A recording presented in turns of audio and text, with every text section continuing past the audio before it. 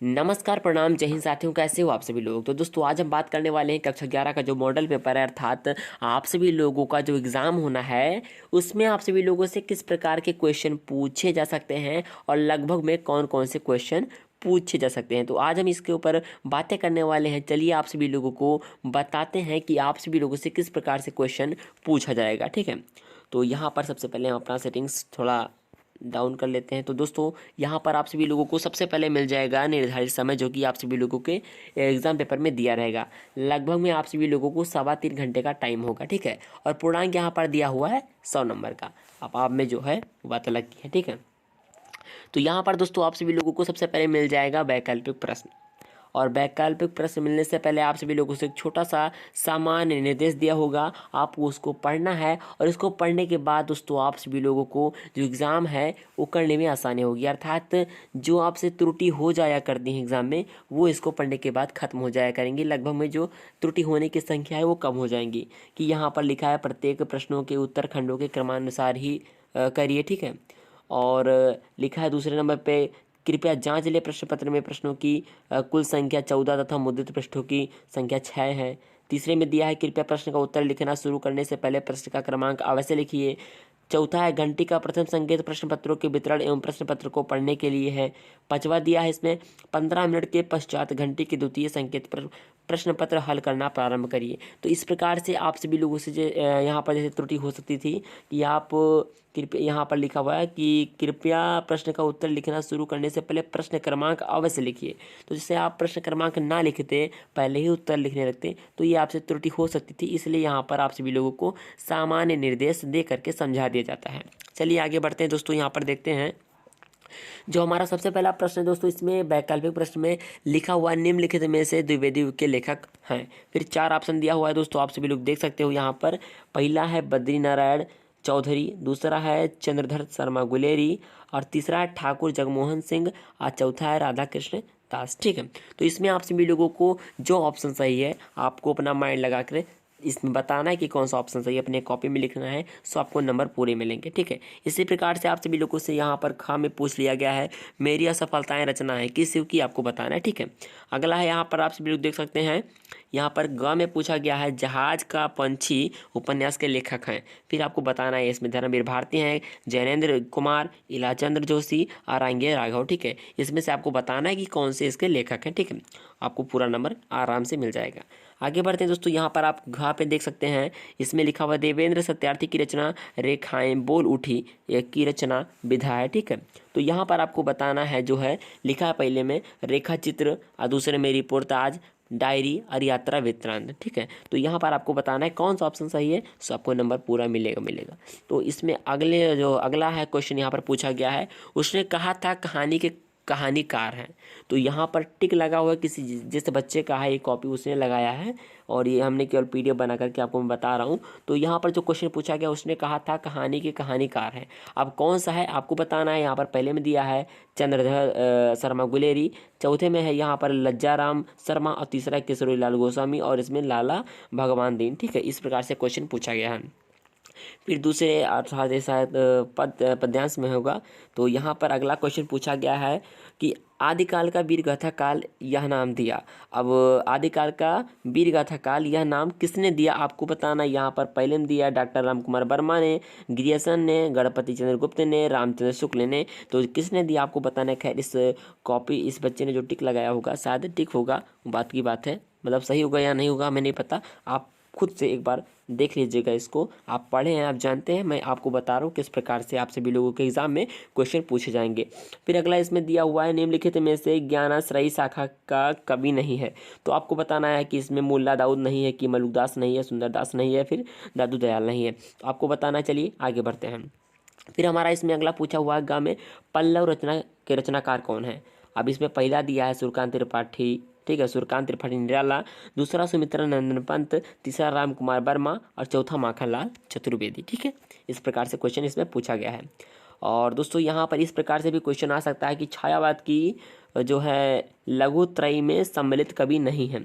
तो आपको बताना है इस चारों ऑप्शन में से कि कौन सा ऑप्शन सही है। यहाँ पर पहले में दिया है महादेवी वर्मा, दूसरे में दिया है सूर्यकांत त्रिपाठी निराला, तीसरे में दिया है डॉक्टर राम कुमार वर्मा और इसमें माखनलाल चतुर्वेदी। कौन सा ऑप्शन सही है आपको बताना है। चलिए आगे बढ़ते हैं। और आगे में इसमें पूछा गया है दूसरा सप्ताह का प्रकाशन वर्ष है। अब यहाँ पर है 1961, 1953, 1959 और 1979 ईस्वी। ठीक है, तो कौन सा आंसर सही है चलिए आपको बताने। चलिए अब आगे बढ़ते हैं। अब दोस्तों यहाँ पर जो प्रश्न नंबर 3 है, यहाँ पर आपसे बिल्कुल इस प्रकार से पूछा जाएगा कि निम्नलिखित गद्यांशों में से किसी एक गद्यांश पर आधारित प्रश्नों के उत्तर लिखिए। ठीक है, आपको यहाँ पर जो है इस प्रकार से दिया रहेगा। ठीक है, यहाँ पर लिखा हुआ जब कमल शोभित होते हैं तब कुमुद नहीं, और जब कुमुद शोभित होते हैं तब कमल नहीं। दोनों की दशा बहुधा एक सी नहीं रहती, परंतु इस समय प्रातःकाल दोनों में तुल्यता देखी जाती है। कुमुद बंद होने को पर अभी पूरे बंद नहीं हुए हैं, उधर कमल खिलने को है। इस प्रकार से आप सभी लोगों से पूछा जाएगा। और आखिरी में लिखा हुआ है कि इसी से यहाँ पर लिखा हुआ देखिए, इसी से इस समय कुमुद और कमल दोनों ही समता को प्राप्त हो रहे हैं। ठीक है, इस प्रकार से आप सभी लोगों से यहाँ पर पैराग्राफ दिया रहेगा और इस पैराग्राफ में से आप सभी लोगों से आंसर पूछा जाएगा। अब कैसे पूछा जाएगा, यहाँ पर दोस्तों आप सभी लोगों को कहाँ पे दिखाई दे रहा होगा, यहाँ पे लिखा हुआ है उपयुक्त गद्यांश के पाठ और लेखक का नाम बताइए। ये दोस्तों जो पूछा गया है, ये जो गद्यांश लिखा है इसके लेखक कौन है, अर्थात इसको लिखा किसने है और ये किस पाठ में है। ठीक है, आप अगर पढ़े होंगे तो आप इजीली जानते होंगे। ठीक है, तो इस प्रकार से आप सभी लोगों को इसका उत्तर बताना है और आपको इसमें 2 नंबर मिल जाएगा। ठीक है, चलिए आगे बढ़ते हैं। और फिर इसमें अगला जो क्वेश्चन पूछा गया है इसको थोड़ा छोटा कर लें भाई। तो यहाँ पे आप सभी लोग देख सकते हो, दूसरा हमारा जो क्वेश्चन पूछा जाएगा आप सभी लोगों से कि रेखांकित अंश की व्याख्या कीजिए। ठीक है, तो उसमें जो रेखा वाला है, जैसे आप ये देख सकते हो, ये जो रेखा वाला है तो इसे रेखांकित अंश इसकी व्याख्या करके आपको बतानी है इसका उत्तर। ठीक है, और अगला है हमारा इसमें तीसरा, प्रस्तुत गद्यांश में लेखक ने किस दृश्य का वर्णन किया है। प्रस्तुत गद्यांश में लेखक ने किस दृश्य का वर्णन किया है। अब आप इसको पढ़ेंगे तो आपको पता चल जाएगा कि जो लेखक है वो किस दृश्य का वर्णन कर रहा है, सो आप इजीली आंसर दे पाएंगे। ठीक है, तो चलिए आगे बढ़ते हैं। यहाँ पर देखेंगे तो आगे यहाँ पर हमारा जो अगला प्रश्न है दोस्तों, इसमें लिखा है किस समय कमल और कुमुद दोनों में तुल्यता देखी जाती है। इसमें अभी हमने पढ़ा है तुल्यता देखी जाती है। यहाँ पर आप देख सकते हो प्रातःकाल दोनों में तुल्यता देखा जाती है। तो यहाँ पर इस प्रकार से समय प्रातःकाल, अर्थात इस प्रकार से आप सभी लोगों को आंसर लिखना है जो आपको सटीक लगे। थोड़ा आंसर इस तरीके से लिखेगा कि टीचर को समझ आ जाए। वैसे इसमें साफ साफ लिखा हुआ है यहाँ पर कि दोनों की दशा जो है, यहाँ पर रुकिए 2 मिनट, हाँ, दोनों की दशा बहुधा एक सी नहीं है, परंतु इस समय प्रातःकाल दोनों में तुल्यता देखी जाती है। तो यहाँ से आपको आंसर उठा करके यहाँ पर लिखना है और आप सभी लोगों को यहाँ पर आप सभी लोग देख सकते हो आपको 2 नंबर इजीली सब में मिल जाया करेंगे। फिर इसमें अगला जो क्वेश्चन पूछा गया है दोस्तों कि भ्रमर गुंजरव के बहाने किसके गीत गा रहे हैं। ठीक है, तो आपको जो गद्यांश पढ़े ऊपर उन्हीं में इनका आंसर मिल जाएगा। सो आप करने के बाद आप सभी लोग इजीली जो नंबर है ये 2-2 नंबर आप सभी लोगों को मिल जाएंगे और ये लगभग क्या एकदम कंफर्म है 10 नंबर का होता है। ठीक है, चलिए आगे बढ़ते हैं। और दोस्तों यहाँ पर आप सभी लोगों को अथवा करके दिया हुआ है। ठीक है, ये देखिए अथवा करके दिया हुआ है कि धर्म के आचरण की प्राप्ति, ये देखिए यहाँ पर लिखा हुआ धर्म के आचरण की प्राप्ति यदि ऊपरी आडंबरों से होती तो आजकल भारत निवासी सूर्य के समान शुद्ध आचरण वाले हो जाते भाई। ठीक है, तो यहाँ पर ये देखिए भाई, यहाँ तक लिखा हुआ है भाई। ठीक है, और आगे भी ये नीचे है, दिखा रहे हैं आपको। तो यहाँ पर आप सभी लोग देख सकते हो, यहाँ पर नीचे दिया हुआ है माला से तो जप नहीं होता, गंगा नहाने से तो तप नहीं होता, पहाड़ों पर चढ़ने से प्राणायाम हुआ करता है, समुद्र में तैरने से नेति धुलती है, आंधी पानी और साधारण जीवन की ऊंच नीच, गर्मी सर्दी अमीरी गरीबी को झेलने से तप हुआ करता है, आध्यात्मिक धर्म के स्वप्नों की शोभा तभी भली लगती है जब आदमी अपने जीवन का धर्म पालन करे। ठीक है, तो यहाँ पर आप सभी लोगों से इस प्रकार से अथवा करके पूछा जाएगा। अगर आपको ऊपर वाला ना आता हो तो आप नीचे वाला लिख सकते हो। यहाँ पर आप सभी लोगों को ऐसे क्वेश्चन पूछा जाएगा कि ऊपर गद्यांश के पाठों को लेखक का नाम बताइए, जो भी आपको बताया मैंने ऊपर कि किस पाठ से लिया गया है ये जो गद्यांश है और इसको किसने लिखा है आपको बताना है और इससे आपको 2 नंबर मिल जाएंगे इजीली। यहाँ पर फिर दिया रेखांकित अंश की व्याख्या करें, ऊपर जो रेखा खींचा हुआ है उसका व्याख्या करेंगे, आपको 2 नंबर मिल जाएंगे। फिर अगला दिया हुआ है लेखक ने धर्म के आचरण का प्राप्ति में फिर क्लियर पढ़ते हैं। यहाँ पर दिया हुआ है लेखक ने धर्म के आचरण की प्राप्ति में किसकी उपयोगिता समाप्त की। यहाँ पर देखिए, ठीक है, इसको आपको बताना उन्हीं आपको गद्यांश में मिल जाएगा जो भी हमने ऊपर पढ़ा। ठीक है, और आपको 2 नंबर इजीली मिल जाया करेंगे। फिर अगला हमारा घ में लेखक ने वास्तविक तब किससे कहा है, आपको ऊपर ही मिलेंगे, सटीक उत्तर लिखेगा ताकि टीचर खुश हो जाएगा और आपको बढ़िया नंबर देगा, ठीक है। फिर अगला इसमें आध्यात्मिक धर्म के सपनों की शोभा कब भली लगती है, तो आप इस प्रकार से करिएगा और आपको जो है नंबर है ये देखिए बौछार मिल जाएंगे, आपको 2-2 नंबर है तो ईजिली आपको मिल जाया करेंगे, ठीक है। चलिए आगे बढ़ते हैं, यहाँ पर आप सभी लोग देख सकते हो। फिर अब हमारा जो अगला है चौथा प्रश्न है हमारा, यहाँ पर आप सभी लोग देख लीजिए। निम्नलिखित पद्यांशों में से किसी एक पद्यांश के आधार पर दिए गए प्रश्नों के उत्तर लिखिए, ठीक है। तो यहाँ पर निम्नलिखित अर्थात कई सारे पद्यांश अर्थात 2 हैं और यहाँ पर आपको ये देखिए अथवा दिख रहा ही होगा, तो एक ऊपर यहाँ पर है और एक नीचे है, ठीक है। तो इस प्रकार से आप सभी लोगों से 2 पद्यांश पूछे जाएंगे और आपको पढ़ना है। यहाँ पर ये देखिए लिखा हुआ है,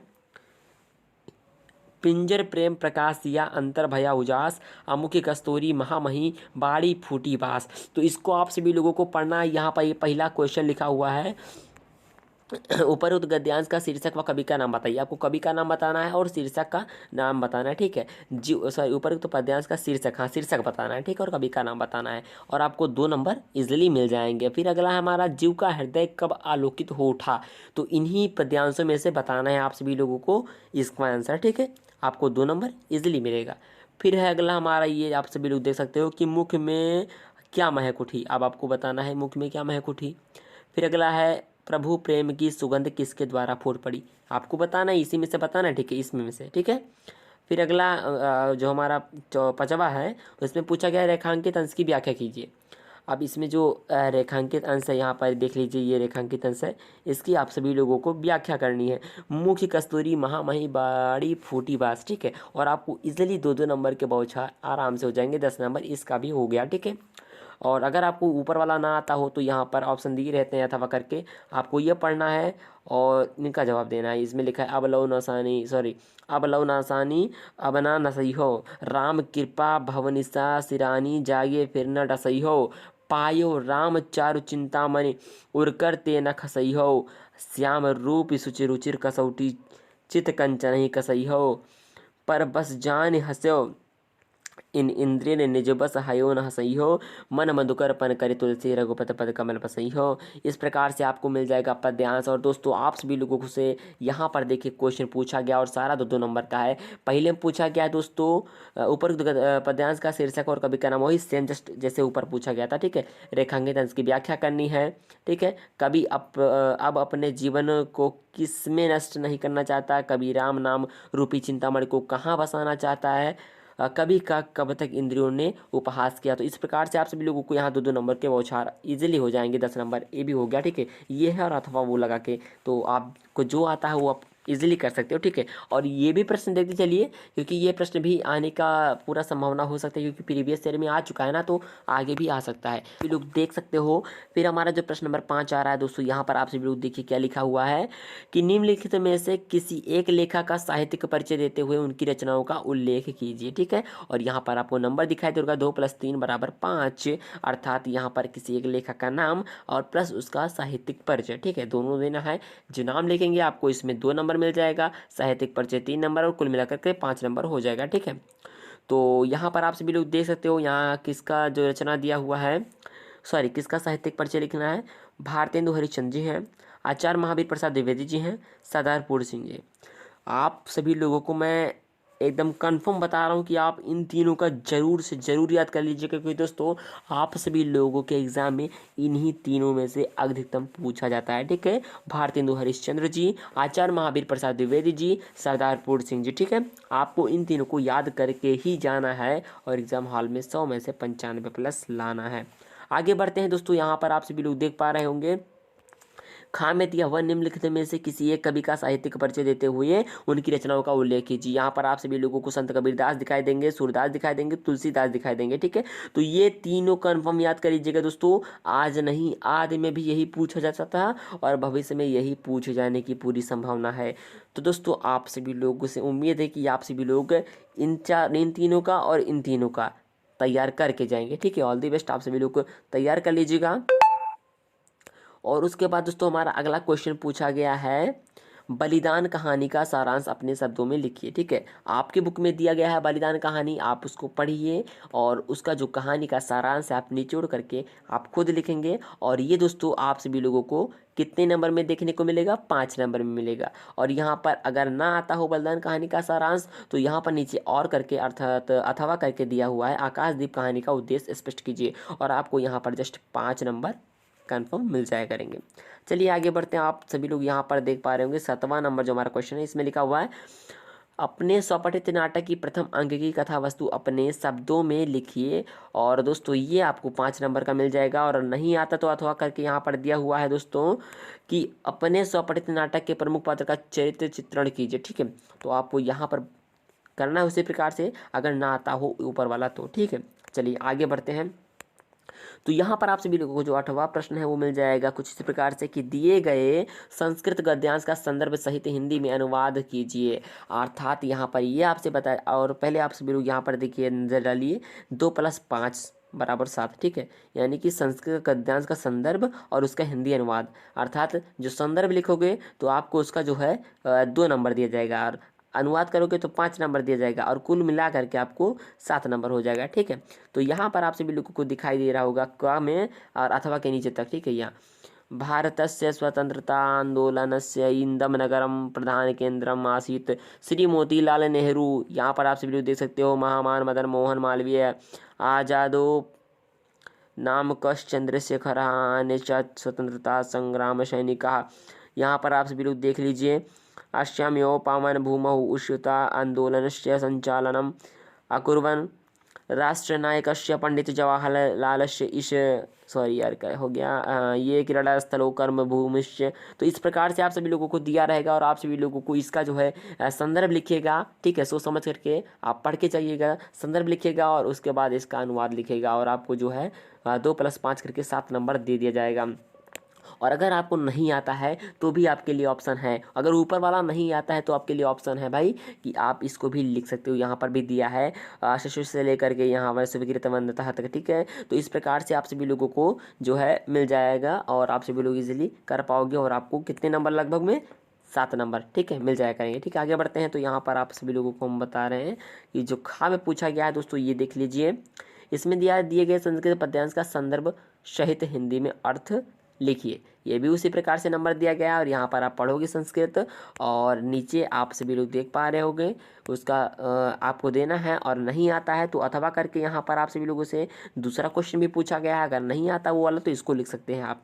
आगे बढ़ते हैं। यहाँ पर आप सभी लोग देख पा रहे होंगे कि जो हमारा 9वां क्वेश्चन यहाँ पर दिया हुआ है, निम्नलिखित मुहावरों एवं लोकोक्तियों में से किसी एक का अर्थ लिखकर अपने वाक्य में प्रयोग कीजिए। यहाँ पर देखिए पहले लिखा है नाक का बाल होना, दूसरा लिखा है थाली का बैंगन होना, और गा में लिखा है जहाँ चाह वहीं राह। इस प्रकार से आपको मिलेगा जो ना मुहावरा है और लोकोक्तियाँ आपको बनाना है और अर्थ लिखना है और वाक्य प्रयोग करना है। ठीक है, ज़्यादा हो गया। यहाँ पर आप सभी लोग देख पा रहे होगा कि अर्थ लिखना है और वाक्य में प्रयोग करना है, तो इन तीनों का करना है, तीनों का नहीं करना सर, जिसमें दिया हुआ किसी एक का करना। ठीक है, 3 में से आपको एक करना। कितना ऑफर मिल रहा है भाई यार, इतना ऑफर है, इतना करने के बाद आप लोग ना कर पाओ तो यार पढ़ना ही बेकार है। तो यहाँ पर 3 दिया हुआ है और सिर्फ एक पूछ रहा है, एक का अर्थ लिख करके एक ही का वाक्य प्रयोग करना है। तो जहाँ चाह वहाँ रहा कर सकते हो आप, ना का बाल होना का जो आपको इच्छा जो आपको आता है वो कर सकते हैं आप। आगे बढ़ते हैं। यहाँ पर देख पाएंगे हम सभी लोग जो हमारा 10वां क्वेश्चन है दोस्तों, यहाँ पर दिया हुआ है निम्नलिखित शब्दों के संधि विच्छेद के सही विकल्प का चयन कीजिए। आप सभी लोगों ने संधि और संधि विच्छेद पढ़ा होगा, तो यहाँ पर जो अंतर्धन आत्मा ये देखिए, और अंतःधन आत्मा, अंतर आत्मा और यहाँ अंतरा आत्मा, इस प्रकार से दिया हुआ क्वेश्चन आप सभी लोगों को हम पूरा स्क्वायर कर दिखा दें। ये देखिए यहाँ पर दिया होगा और आपको बताना है कि कौन सा सही है। अगर ये सही होगा तो टिक लगाइएगा, ये सही होगा तो टिक लगाइएगा, ये जो सही होगा उस पर टिक लगा दीजिएगा। ठीक है, चलिए आगे बढ़ते हैं। यहाँ पर हमारा अगला क्वेश्चन दिया हुआ है दोस्तों, यहाँ पर देख लीजिए विष्णुवे का सही संधि विच्छेद होगा। अब कौन सा होगा? नीचे 4 ऑप्शन दिए हुए, पहला होगा विष्णुधन अवे, विष्णुधन ए, विष्णुधन ए और विष्णु अवे। ठीक है, तो इस प्रकार से आप सभी लोगों से 4 ऑप्शन दे दिया जाएगा और आपसे क्वेश्चन पूछ लिया जाएगा और आपको सही उत्तर देना है। ठीक है, चलिए आगे बढ़ते हैं। जो वहाँ पर आप सभी लोग देख सकते हो तीसरा क्वेश्चन जो हमारा इसमें दिया हुआ है, देवालय। ये देखिए देवालय का सही संधि विच्छेद होगा। अब आपको यहाँ पे बताना है देवालय का सही संधि विच्छेद कौन सा है। देवधन आलय, देवधनालय, सब देव्य धनालय, और दा ये है देवी धनालय। तो आपको बताना है कि ये तीसरे का कौन सा आंसर सही है। चलिए आगे बढ़ते हैं।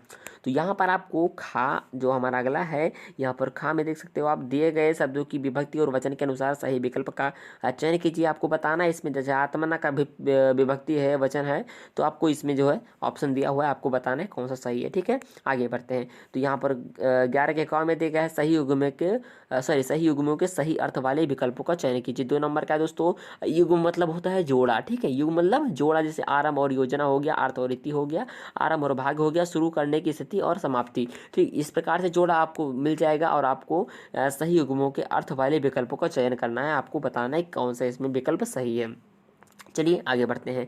तो यहाँ पर आप सभी लोगों को दूसरा मिलेगा। यहाँ पर ये देखिए अन्न और धन, ओ सॉरी अन्न, तो और आ में अनाज और दूसरा भोजन और अनेक बेकार और दूसरा, ठीक है, गेहूं और वह। तो इस प्रकार से आपको मिलेगा, आपको बताना है कौन सा विकल्प सही है। चलिए आगे बढ़ते हैं। तो यहाँ पर आप सभी लोगों को खा में दिख जाएगा दोस्तों, निम्नलिखित में से किसी एक शब्द के 2 अर्थ लिखिए।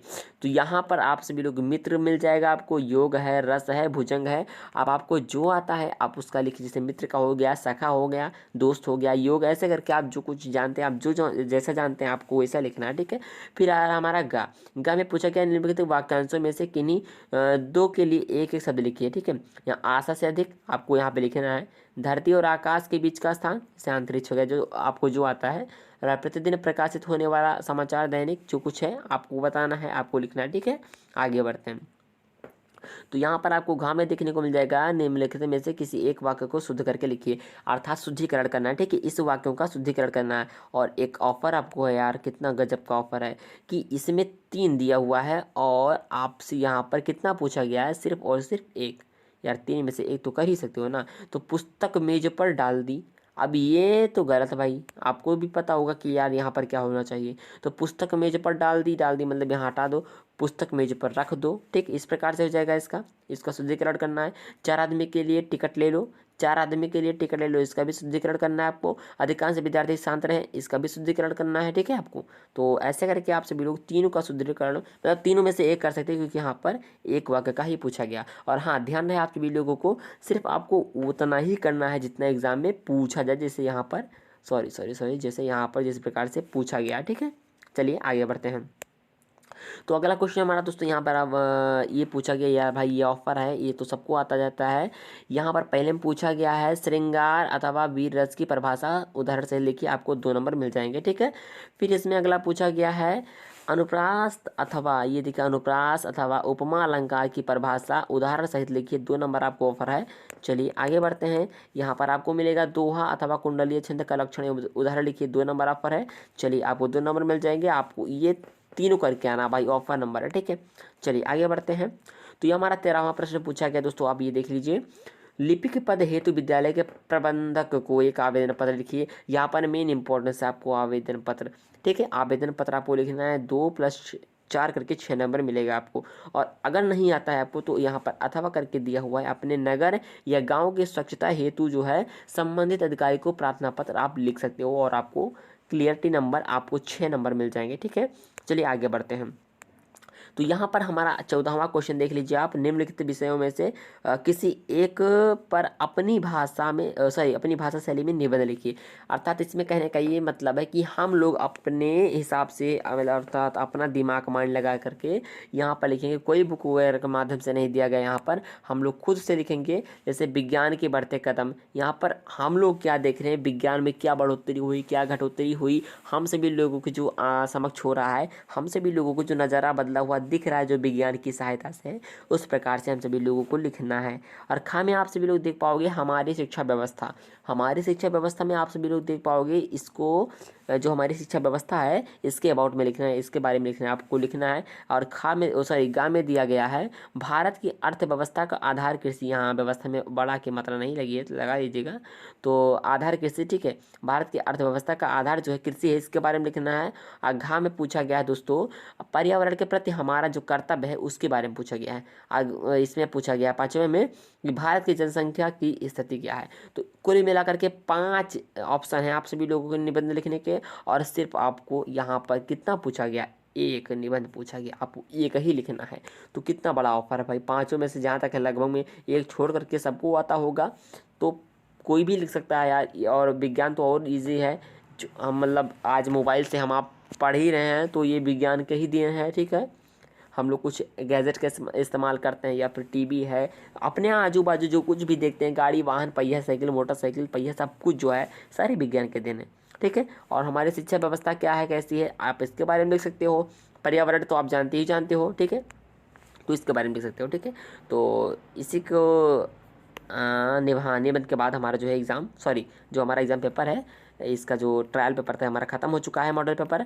आप दोस्तों, आप सभी लोगों से एक छोटी सी विनती है कि आप सभी लोग जिस प्रकार से पढ़ाई की हो उसी प्रकार से उसी जुनून के साथ आप एग्ज़ाम हॉल में बैठोगे और एग्ज़ाम आप उतना ही मन लगा करके दोगे जितना यहाँ मन लगा करके पढ़ाई की हो, ठीक है। तो और अगर आपको आगे का पेपर चाहिए तो आप सभी लोग कमेंट बॉक्स में डाल दीजिएगा कि हाँ हमको आगे का पेपर चाहिए, इंग्लिश का, हिंदी, सामाजिक विज्ञान, मैथ, साइंस, जो कुछ भी है आप हमको बताइए, मैं आप सभी लोगों के लिए पेपर लेकर के आऊँगा। और भी किस क्लास की चाहिए आप ये भी बता सकते हो, क्योंकि हम अब इस पर 9th 10th 11th 12th सबका जो है अपलोड करेंगे। इसके लिए आप प्रॉब्लम ना लें। और फिर और आपको कैसा लगा हमारा आज का वीडियो आप सब लोग कमेंट बॉक्स में लिखना ना भूलेगा। और दोस्तों ऐसे ही पेपर की तैयारी के लिए अर्थात अपने एग्ज़ाम की तैयारी के लिए हमारे चैनल को सब्सक्राइब कर लीजिएगा, ताकि आप सभी लोगों को ईजी हो अपने एग्ज़ाम को 100 में 95+ लाने में, ठीक है। तो मिलते हैं अगले वीडियो में, तब तक के लिए जय हिंद, जय Bharat, Vande Mataram and take care.